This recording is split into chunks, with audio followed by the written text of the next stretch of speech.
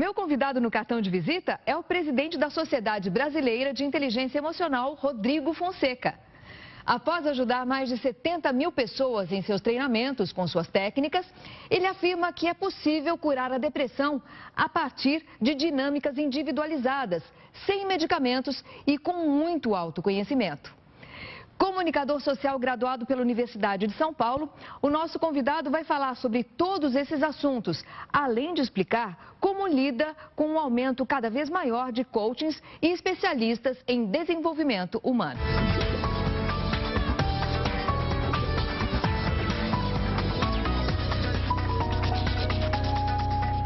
É possível mesmo, Rodrigo, sair da depressão sem medicamentos? E bem-vindo ao cartão de visita.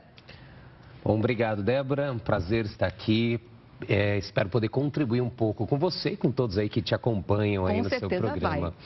Bom, primeiro, lógico que é possível curar. Eu não gosto de usar o termo curar, porque curar parece meio um termo médico. Sim. E eu não sou médico para isso, mas eu sou um comunicador. E como comunicador, eu vejo que todos os problemas emocionais que a humanidade está vivendo são erros de comunicação. Gravados desde lá de trás, da gestação até a primeira infância, e depois isso vai somatizando até virar uma depressão.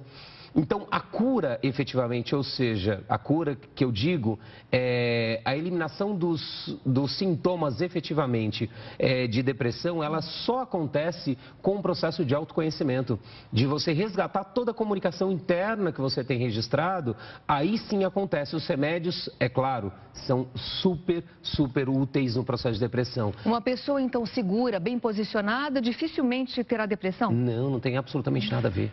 Pelo contrário, eu hoje recebo, esses 18 anos que eu trabalho com inteligência emocional, eu recebo hoje muito mais pessoas bem posicionadas do que pessoas menos, ou em posições menos favorecidas da sociedade. E quais as principais causas, Rodrigo, da depressão? Cara, a depressão é um acúmulo, Débora, de tristezas durante a vida inteira, de rejeição, de medos que a pessoa vai vivendo durante a vida inteira. São aqueles fardos trazidos desde a época da infância. Não da infância, não, Débora, desde a gestação já acontece. Então é legal aí mães que talvez estejam nos ouvindo e pais também, claro. Todo o processo emocional, de formação emocional já começa na gestação. É aquilo que a mãe transmite para o bebê. Tudo que ela e o pai vivem já é transmitido pro bebê. Ali já começa um problema, um erro de comunicação entre bebê e pais. E depois na infância acontecem outros fatos que marcam fortemente o emocional do ser humano. E depois na fase adulta, onde vai acontecer a depressão? Ou na adolescência, quando começam a abrir programas que foram gravados dentro da barriga. Programas que eu digo são interpretações mal feitas daquele bebê. Eu chamo de programa emocional. Ele gravou lá atrás, na gestação e na primeira infância. É na adolescência ou na fase adulta, na pressão, e aí que eu digo, por isso que eu estou recebendo muito mais pessoas bem posicionadas na sociedade, líderes, políticos, artistas, porque ele vive sob uma pressão de câmera, sob uma pressão de falar em público, sob uma pressão de decisão, de dinheiro. Uma palavra dele pode quebrar uma empresa.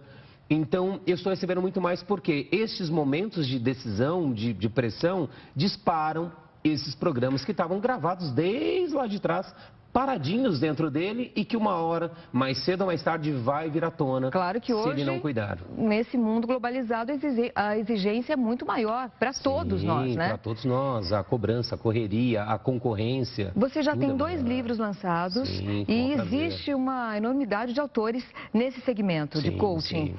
Como é que você consegue se destacar no meio de tanta gente que partiu para essa área, Rodrigo? O que você faz que muda o conceito? Qual é o seu diferencial? Bom, Débora, legal. Bom você ter me perguntado isso. Que primeiro, o que eu faço não é coach. O papel do coach qual é? Levar a pessoa de um ponto A para um ponto B. Um ponto desejado B. Um sonho, uma realização qualquer, um patamar da sua vida pessoal profissional.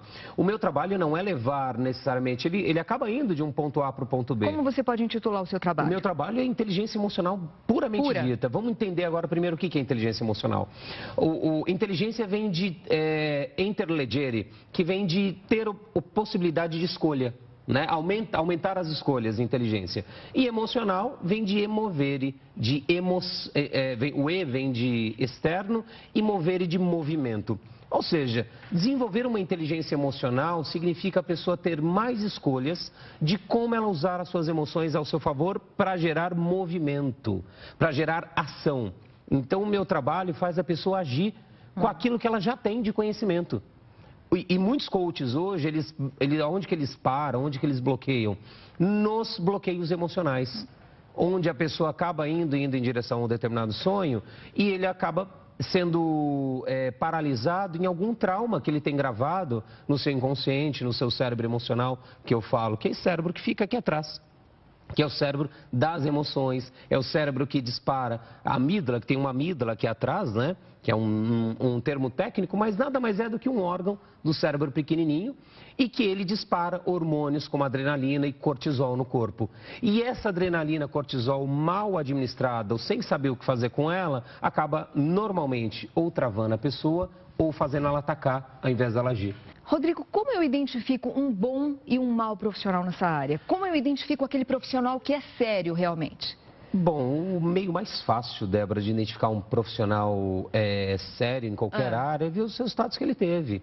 Né? Ver pessoas que ele já direcionou, que ele já pôde contribuir, impactar, ajudar a transformar suas vidas efetivamente. Então, acho que o melhor prova dos 9, né? Português claro falando, é ver os profissionais, ver os resultados dele. Porque tendo resultados positivos em várias pessoas, é natural que aquela pessoa pode ter resultados positivos também com você que está procurando um profissional. Você já ajudou muitas pessoas famosas, muitas, né, que eu sei. Muitas. Eu quero saber qual é o caso mais emblemático. Você pode contar pra gente? Cara, um caso mais emblemático que eu vou contar aqui, abrir em rede nacional ou internacional, porque está no nosso site aí da SBN, então dá para abrir. Que é o caso da Zilu, né? A Zilu, a ex-Camargo, Godoy, hoje, que quando chegou até nós, ela era uma pessoa que estava vivendo um processo depressivo muito grande. Tomava vários remédios, estava num problema bem sério aí com seu ex-marido, aí conhecido pela mídia, aí o Zezé.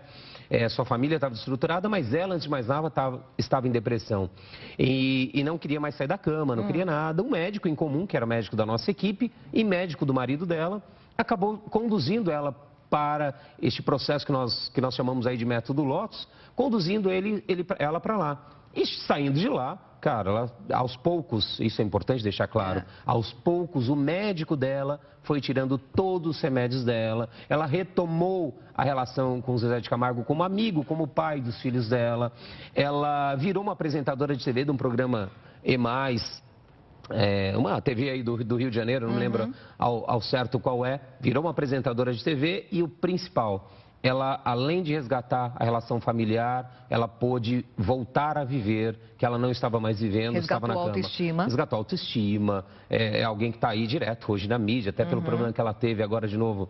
Teve um problema no queixo dela, ela acabou vindo para a mídia novamente, mas é uma pessoa fantástica, com um coração gigante, mas que pelo processo depressivo, ela estava primeiro distante da família dela e descontando numa pessoa que quando na realidade mas 50% da responsabilidade, a pessoa descobre, quando ela se desenvolve emocionalmente, ela descobre que 50% de qualquer coisa é ela que criou. Um casamento que faliu, uma empresa que faliu, um problema que ela criou com alguém, sempre, Débora, isso é... Porque, na verdade, a pessoa acaba se culpando por aquela situação, né? É uma maneira simples da gente se paralisar, da gente não fazer nada. Tipo assim, se eu me culpo, o culpado é o quê? Aquele que é condenado. Ele está preso, entre aspas. Foi julgado, condenado, nós mesmos julgamos, nos condenamos, então eu virei culpado. Se eu virei culpado, eu não posso fazer mais nada, porque eu já sou culpado, eu estou taxado. Então eu gosto de dar essa dica para todas as entrevistas que eu vou aí, em todos os programas, que não existe mais a palavra a partir de hoje culpa, mas responsabilidade. E isso acaba afetando diretamente a autoestima. Sim. Por isso as pessoas entram nesse processo. Porque o culpado, ele fica aquele, né, coitadinho, eu sou culpado, eu prejudiquei alguém. Não. Você não é culpado, você é responsável, assuma sim. E vai lá e resolve. É tão Rodrigo, simples. agora conta um pouquinho para o telespectador do cartão de visita, como é o Centro de Desenvolvimento Emocional que foi criado em 2014. Sim, Conta um pouquinho eu para a tenho gente. muito orgulho disso, Débora. Meus 18 anos que eu trabalho com inteligência emocional, eu sempre quis fazer algo para a sociedade, para ficar, porque isso vai ficar, é um dos meus legados aí para a humanidade, algo gratuito que acontecesse semanalmente, ou seja, com uma periodicidade constante, né? E aí surgiu a ideia do Centro de Desenvolvimento Emocional, que acontece todas as quartas em São Paulo, aqui no Mercury, aqui de São Paulo. Gratuito? Gratuito, totalmente. Olha aí, Das que dica. 20 às 21h30. Cada quarta-feira eu abordo 30 a 40 minutos de teoria de inteligência emocional e 30 a 40 minutos de prática, de dinâmica de inteligência emocional. Ou seja, por que eu não gosto só da teoria? A teoria você traz só informação para cá, para o cérebro intelectual, esse cérebro que pensa, o cérebro adulto, o cérebro que raciocina. Mas o que age é esse cérebro que está aqui atrás, que é o cérebro emocional. É onde nós agimos, é onde nós temos emoção para agir. E como é que você tem essa prática com as pessoas São nas dinâmicas, palestras? são palestras primeiro e depois eu conduzo ela para dentro dela. Débora, para que ela descubra como ela pode acessar essas emoções dentro dela. Existem duas maneiras de a gente acessar emoção. Uma através de estímulos externos, esse a gente não tem muito controle. Ou seja, as coisas estão acontecendo a vida inteira. Outra que está totalmente sob nosso controle e pode ser conduzível é através dos sentimentos e imagens internas. Então eu faço a pessoa acessar imagens, memórias que ela tem já. Resgatando memórias e reinterpretando aquelas memórias. Sim. Memórias que antes faziam ela se bloquear, ela se transforma numa memória de ação, uma memória de mudança, uma memória de perdão, uma memória de amor, uma memória de felicidade, uma memória de responsabilidade. Então você deve perceber um resultado imediato. Imediato, imediato. Tanto que as pessoas artistas que já passaram, aqui mesmo da Record já teve alguns que já passaram, a pessoa sai de lá num final de semana, Débora, num final de semana ela transforma coisas que vão desde aí parar de fumar, beber, se drogar, coisas mais densas, mas comportamentos como, por exemplo, Rodrigo, eu não conseguia dizer eu te amo para pessoas que eu amo, abraçar, beijar, eu não tinha atitude profissional e eu fui lá, tomei uma atitude profissional que mudou a minha carreira radicalmente. Pessoas que têm um certo nível, né, um certo nível profissional que não consegue suportar muito bem ou lidar muito bem com o sucesso. É a famosa frase, o sucesso sobe a cabeça. Como é que você consegue lidar com isso? Bom, Débora, primeiro é importante destacar, nós nunca fomos preparados para o sucesso. Nenhum de nós. Eu digo emocionalmente. Porque o sucesso, o poder, né? Vamos tratar o sucesso como poder. Porque o sucesso traz poder. Sim. Poder de dinheiro, poder de fama, poder de decisão. De influência. Nós nunca fomos educados para usar este poder, né? Para administrar esse poder interno. E esse poder faz o quê? Ele infla o nosso ego. E aí as pessoas se sentem mais do que as outras porque tem um determinado tipo de poder.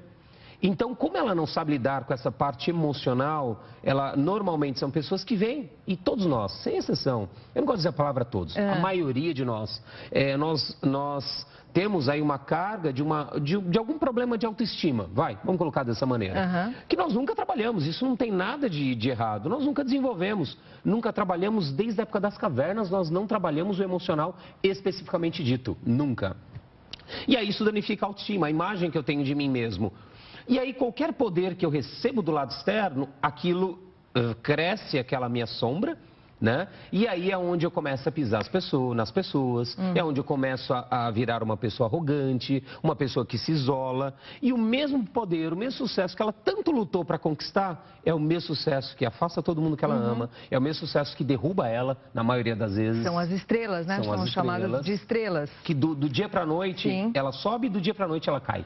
As estrelas cadentes. As estrelas cadentes, exatamente. Como é que você lida com os seus problemas? Em qual momento você acaba estourando de raiva? Mas você pode responder daqui a pouquinho, depois do intervalo, tá? Vale lembrar que o cartão de visita tem apoio da Dentifix Implantes, R7.com e Record Internacional, além da Rede Família de televisão. Vamos a um rápido intervalo e voltamos já.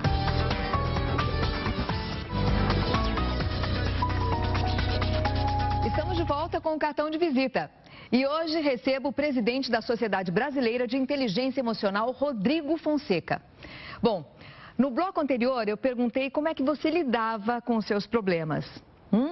E aí, Rodrigo, como é que você lida com eles? Bom, da maneira, eu digo, a maneira mais eficiente, eficaz e a única capaz, né, da gente lidar. Normalmente, Débora, nós aprendemos a lidar com os problemas e problema normalmente envolve outros. Marido, mulher, filhos, sim, funcionário ou prestador de serviço, chefe, e assim vai.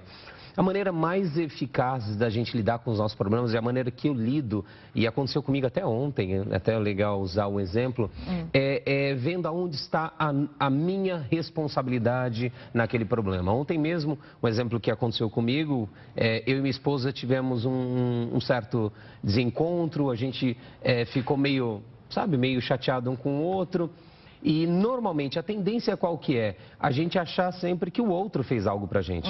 Que, não, minha esposa que começou isso, ela que fez isso, ela que deixou de fazer isso pra mim. Aceitar a culpa é difícil, não? Ou aceitar a responsabilidade. E aí eu fui tomar banho e a primeira coisa, cara, onde está a minha responsabilidade? Aonde eu comecei tudo isso? E aí comecei a me perguntar, aonde eu, Rodrigo, e sou o responsável da minha parte. E aí descobri várias coisas que eu deixei de fazer e eu fiz também. E aí cheguei para ela e comecei a falar, amor, me perdoa, eu deixei de fazer isso, eu fiz isso, eu entendo por que você acabou fazendo isso comigo. E naturalmente o que aconteceu? Minha esposa também pediu desculpa, perdão, pelo aquilo que ela tinha feito comigo também. Porque é natural. Quando nós assumimos, quando nós reconhecemos a nossa responsabilidade, é natural o outro também reconhecer a responsabilidade. E hoje, com esse mundo informatizado, com tanta opção de informação pela internet, em todos os meios, na mídia inclusive, com palestrantes, sim, todo mundo sabe o que fazer, na verdade? Todo mundo sabe, eu tenho que me portar assim quando eu vou para o trabalho, eu tenho que me portar assado quando eu vou a uma reunião, enfim, todo mundo sabe o que tem que fazer devidamente. Na teoria. Na teoria. Mas na prática. Porque as pessoas acabam não agindo da forma que elas sabem que tem que agir, Rodrigo. Legal, ótimo. E aí? Primeiro você falou sabe, as pessoas conhecem. Por que conhecem? Eu vou usar uma imagem... mas não sabem. Não sabem. Uma imagem aqui, imagina como se fosse o nosso cérebro. Aqui o cérebro intelectual, né, o racional, que é onde elas conhecem. Conhece sobre o que fazer para emagrecer, conhece o que fazer numa entrevista de TV, conhece o que falar em público, ela conhece. Mas o que ela sabe verdadeiramente está registrado nesse cérebro emocional, que é o que faz ela agir, que é o automático dela. E imagina que esse cérebro aqui, o racional, esse intelectual, né, ele processa uma informação em uma velocidade média, segundo cientistas, 40 impulsos neurais por segundo. E esse cérebro emocional, ele processa informação em média 40 milhões de impulsos neurais por segundo. Fazendo uma comparação, esse nosso cérebro aqui, razão pura, ele é um Fusca, andando a 40 km por hora. Esse cérebro emocional, ele é um jato andando a 40 milhões, em média, de quilômetros por hora quilômetros por hora. Então imagina, a velocidade dos dois são incompatíveis. Quando nós vamos para ação, o cérebro emocional, que é o Fusca, o racional, desculpa, o intelectual, ele tende a querer ligar primeiro. O jato, ele já ligou, já foi, já voltou e o Fusca está tentando ligar. Ou seja, enquanto nós não levarmos o conhecimento do cérebro intelectual para este cérebro emocional, que é da onde nós agimos, onde tem emoção, onde tem ação, nós tenderemos a, por mais que nós estudamos, por mais que nós, vamos lá, lemos livro, assistimos programas, nós sempre vamos repetir aquilo que está gravado neste cérebro emocional e não aquilo que nós temos aqui. E como que eu faço, Rodrigo, então, para gravar, sair daqui para cá? Duas maneiras. Ou por repetição, que é a mais usual, ou, como eu digo em todos os treinamentos que eu dou, sob forte impacto emocional. Como? Forte impacto emocional. Forte impacto emocional, o que significa? Significa o quê? Todas as experiências são vividas com emoção. Tudo que é vivido com emoção, a gente grava e não esquece nunca mais. Vou dar um exemplo. Se você queima, você botou o dedo um dia quando você era pequeno, numa tomada, você botou o dedo lá e tomou um choque. Aquilo gerou uma emoção forte em você como criança? Nunca mais chego perto de uma Você chega tomada. perto? Nunca mais. Então, assim, qualquer emoção, seja ela medo, tristeza, raiva, alegria, amor, elas servem para gravar, não só gravar, para deixar essa informação disponível para aquela pessoa usar. Então e nós são não as usamos. informações, pelo que eu entendi, de maior impacto Emocional. durante toda a nossa vida. São. E aí, quando nós somos crianças e bebê ainda dentro da barriga da mamãe, são quando nós sofremos o maior impacto emocional. Por isso que nós tendemos a ter comportamentos hoje, você vê de grandes diretores de empresas, CEOs de empresa, tendo comportamentos às vezes de criança, fazendo bico, já viu? Não concordou comigo. A pessoa faz bico, aciona memórias dela lá de trás. E você vê pessoas com poder na mão tendo comportamentos que não são condizentes com aquela idade. Mas por quê? O comportamento dela está ligado não ao cérebro racional. O comportamento dela sempre está ligado ao cérebro emocional. Ou ela traz a informação, o conhecimento dela para o cérebro emocional, que aí vira sabedoria, que é o saber fazer, ou ela vai sempre continuar repetindo os mesmos comportamentos. Então, a mudança comportamental só existe de uma forma, levando por repetição, fazendo download para o cérebro emocional, ou por forte impacto emocional. Ou apelando para esses impactos da vida toda. Por isso que as pessoas no final de semana transformam tantas coisas, Débora. Porque tudo lá é vivido sobre forte impacto emocional. E onde entra o perdão que você coloca e o amor? Na verdade, o perdão e o amor são os binômios aí, na verdade, os polos da emoção humana, né? Eu falo que para uma pessoa estar saudável emocionalmente, ele precisa de duas coisas. Perdão, e todos nós temos alguém para perdoar, e o amor. E nós não conseguimos sentir o amor sem perdoar. Mas de onde vem o perdão? Durante muitos anos eu frequentei aquela filosofia Seichonoye, e eles pregam muito essa questão do perdão, né? Muitas religiões aí pregam. Perdoa sua mãe, seu pai, seus antepassados, assim vai. E eu falava, perdão, mas era da boca para fora. Era aquele perdão daqui, da razão, e cara, não é isso. Bom, eu quero te fazer uma pergunta, aproveitando esse cenário político. Eu quero que você me fale exatamente do seu ponto de vista. Quem é mais equilibrado? É a presidente afastada Dilma Rousseff ou o presidente em exercício Michel Temer?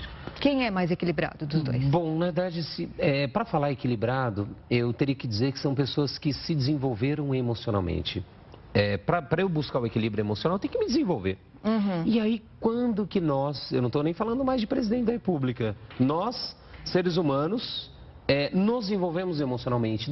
Eu falo no centro emocional mesmo. Desde a época das cavernas, Débora, nós nunca aprendemos a lidar com medo, com a tristeza, com a raiva, com o ódio, com o amor, com a inveja, com ansiedade, com sentimentos tão presentes hoje na humanidade e que ninguém nunca parou para lidar. No máximo, as pessoas vão tratar com algum profissional e fica falando, sabe, aquilo que o profissional quer ouvir. Mas não fala a verdade, não se permite sentir, porque sentir medo, tristeza, raiva é sinal de covardia para a sociedade. Mas você não me respondeu ainda. Qual dos dois é mais equilibrado? Então, nenhum dos dois. Nenhum dos dois, Débora. Por quê? E não é porque eles não são equilibrados. Porque eles nunca pararam. Eles ainda não têm essa noção de lidar com a inteligência emocional. É isso que você quer dizer? Eles provavelmente nunca nem perceberam quanto as emoções estão por trás de todas as decisões, por trás de todas as palavras que eles dizem. Eles não têm noção, muito provável. Não conheço-os pessoalmente, mas muito provável. Nem Dilma, nem Michel não sabem que a emoção está conduzindo eles para decidir A, B ou C. O ser humano, ele decide por emoção, não é por razão. Você conhece alguém que tenha essa inteligência emocional e que consiga agir da forma coerente, da forma correta? Cara, você tem uma pessoa para citar? Uma pessoa, aquelas que se desenvolvem. Todos, essas 70 mil aí que já passaram por mim aí, Débora, são pessoas mais equilibradas, não porque eu equilibrei elas, não, longe disso, não tem esse poder, mas porque elas pararam para olhar as suas emoções, pararam para entender, pararam para sentir, para saber até onde vai o meu medo, até onde vai a minha tristeza, até onde vai a minha raiva, a minha alegria. Então vai Zilu, vai tantos artistas aí que já fizeram aí, que hoje vivem mais equilibrados, sim, com certeza. Vou aproveitar, vou pedir para você entregar o seu cartão de visita, até uma forma de homenagear alguém que esteja totalmente equilibrado. Vamos colocar o seu cartão dessa forma. Cara, eu entregaria meu cartão de visita, Débora, para se Deus quiser, e assim espero estar vivo, ter um presidente, qualquer que seja, não importa o nome, um presidente da República, que queira se desenvolver emocionalmente, que desperte de uma vez por todas que a inteligência emocional, ela pode manipular ou pode ser usada de forma benéfica, de forma equilibrada, de forma para construir ao invés de destruir. Hoje nós estamos destruindo, né? Quantas pessoas estão morrendo aí por N sentimentos, por medo, por ansiedade. A crise que nós estamos vivendo é uma crise emocional de confiança, Sim. Não é uma crise de dinheiro. O dinheiro não está sendo queimado nem parou de fabricar. É uma crise emocional, de confiança. Então, eu entregaria para um presidente da República e para todas aquelas pessoas que realmente cansaram de viver apenas na teoria, que querem viver na prática, que querem transformar suas vidas. E uma pessoa que pudesse homenagear aqui, até da casa de vocês, um amigo que conheci, que teve a se desenvolver emocionalmente, aí, foi o próprio jornalista Marcos Rummel, que é um grande ser humano, meu ídolo aí. Continue conectado conosco pelas redes sociais. Record News, a líder em notícias.